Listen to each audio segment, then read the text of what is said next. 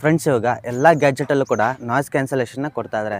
Just ಒಂದು button enable ಮಾಡಿದ್ರೆ ಸಾಕು, ನಿಮಗೆ ಹಿಂಗೆ ನಾಯ್ಸ್ ಅನ್ನೋದು ಕ್ಯಾನ್ಸಲ್ ಆಗುತ್ತೆ. ಇದು ಮ್ಯಾಜಿಕ್ ಅಲ್ಲ, physics. Welcome to scitech Mahi. ಇವತ್ತಿನ ವಿಡಿಯೋದಲ್ಲಿ ನಾಯ್ಸ್ ಕ್ಯಾನ್ಸಲೇಷನ್ ಅನ್ನೋದು ಹೇಗೆ ವರ್ಕ್ ಆಗುತ್ತೆ ಅಂತ ನಿಮಗೆ ತಿಳಿಸ್ಕೊಡ್ತಾ ಹೋಗ್ತೀನಿ. ಫಸ್ಟು ಒಂದು ವಿಷಯ ತಿಳ್ಕೊಳ್ಳಿ. ಸೌಂಡ್ ಅನ್ನೋದು ಯಾವಾಗಲೂ ವೇವ್ಸ್ ಥರ ಟ್ರಾವೆಲ್ ಆಗುತ್ತೆ. ಸೇಮ್ ಸಮುದ್ರ ಅಲೆಗಳ ಹೇಗೆ ಮೇಲ್ಗೆ ಕೆಳಗಡೆ ಹೋಗುತ್ತೋ ಅದೇ ತರ ಟ್ರಾವೆಲ್ ಆಗುತ್ತೆ. ಈಗ ಇಲ್ಲಿ ANC ಅಂದ್ರೆ ಆಕ್ಟಿವ್ ನಾಯ್ಸ್ ಕ್ಯಾನ್ಸಲೇಷನ್ ಎಂಟರ್ ಆಗುತ್ತೆ. ನಿಮ್ಮ ಮೈಕ್ ಹೊರಗಡೆ ಬರ್ತಿರೋ ಸೌಂಡ್ ನ ಕೇಳಿಸ್ಕೊಳ್ಳುತ್ತೆ.